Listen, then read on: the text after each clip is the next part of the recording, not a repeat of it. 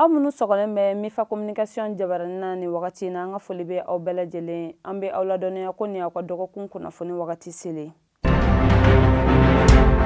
Desanburu kalo tile 6 san 2023 an ka jamana ɲɛmɔgɔw sera ka wari dɔ sɔrɔ wari min ni u bɛna baara kɛ ni a ye UEMOA ka marché kɔnɔna la wari in sɔrɔla o de la n'an b'a fɔ ko marché des titres publics de l'UEMOA u ye wari in juru sɔrɔ wari in yɛrɛ da bɛ taa i jɔ miliyari 20 murumuru 18 de la u bɛna ni wari in ta ka baara dɔw kɛ an ka jamana kɔnɔna la yaasa lafiya bɛ se ka na cogoya min na jamanadenw kan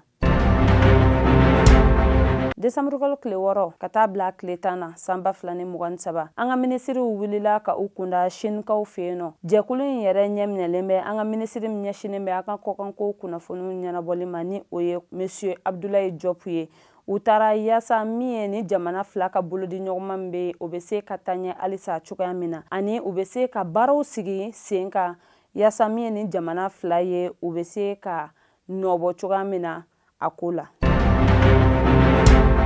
Araba tɛmɛnen Desanburu kalo tile 6 san 2023 minisiriw ka lajɛrɛ senfɛ n'an b'a fɔ a ma ko Conseil des ministres min y'an ka jamana ɲɛmɔgɔ ye Colonel Assimi Goïta a ye maa fila suganti ka u bila jɔyɔrɔ wɛrɛ la o maa fila ninnu fɔlɔ o tɔgɔ Monsieur Fafere Kamara ale kun ye conseiller des affaires étrangères ye ale kɛra Mali ka lasigidenso ye Marɔkaw fɛ yen kɛrɛnkɛrɛnnenya la Araba ani Mamadou Diaye ni ale ye gestionnaire ye ale kɛra cɛkɛda min bɛ an fɛ yan n'an b'a fɔ a ma ko l'agence pour la promotion des investissements au Mali ale kɛra o ɲɛmɔgɔ ye an b'a fɔ ko Ala ka u dɛmɛ u ka baara in na Ala ka a fanga di u ma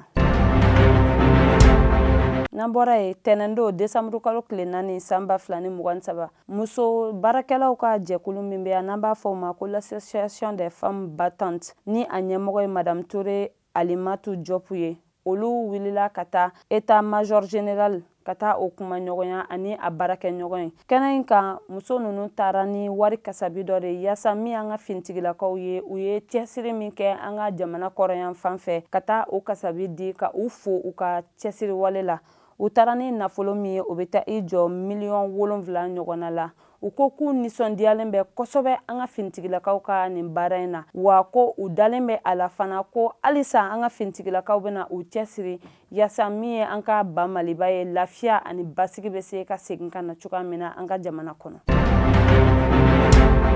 n'an bɔra yen an bɛ taa Kitakaw fɛ yen alamisa tɛmɛnen Desanburu kalo tile 7 san 2023 nin ye sifinaka dɔ ye ni ale tɔgɔ ye Karamɔgɔ Kulibali ye ale ye maa 5 bɔnɛ u ni na nɛgɛ kaɲɛ 3 wagati sɔgɔmada fɛ maa 5 ninnu na o ye muso 4 ani denmisɛnnin fitinin 1 a y'olu le bɔnɛ nka Ala ni an ka finitigilakaw ka cɛsiri barika la jumadon Desanburu kalo tile 8 san 2023 u sera ka tɛgɛ kɛ a la ni wagati na a bɛ finitigilakaw ka bolo kan ani ɲangini wale min ka kan u bɛna o da a kan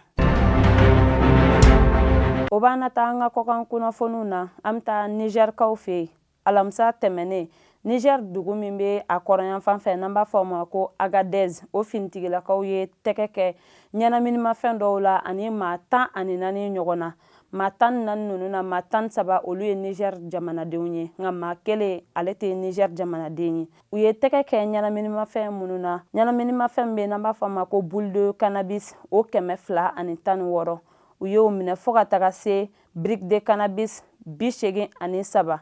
ani comprimé min bɛ yen ni o ye furakisɛ n'an b'a fɔ o ma ko comprimé d'Escol o 58 fo ka taga se comprimé de diazepam o 80 ani 500 u ye tɛgɛ kɛ o fana na ani comprimé min bɛ yen ni an b'a fɔ o ma ko Tramadol o 70 ani 520 ani 20 fo ka taga se shisha minan caman u ye olu minɛ shisha minan minnu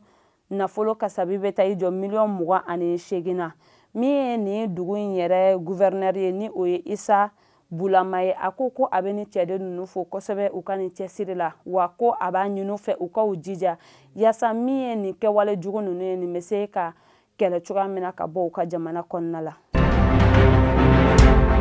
n'an bɔra yen an bɛ taa Burkinakaw fɛ yen nɔ araba tɛmɛnen ani alamisa tɛmɛnen u ka finitigilakaw sera ka dansigi kɛ bamanci wale dɔw la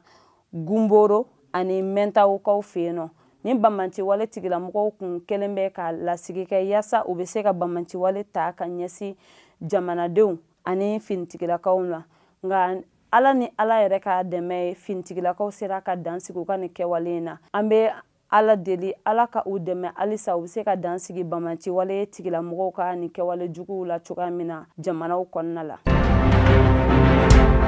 Nin bɛ dansigi an ka bi kunnafoni na. An tɛ sɛgɛn an tɛ ɲinɛ, an bɛ an ka dibilabara kɛbagaw fo sabula olu jɔyɔrɔ ka bon kosɛbɛ an ka baara in kɔnɔna la.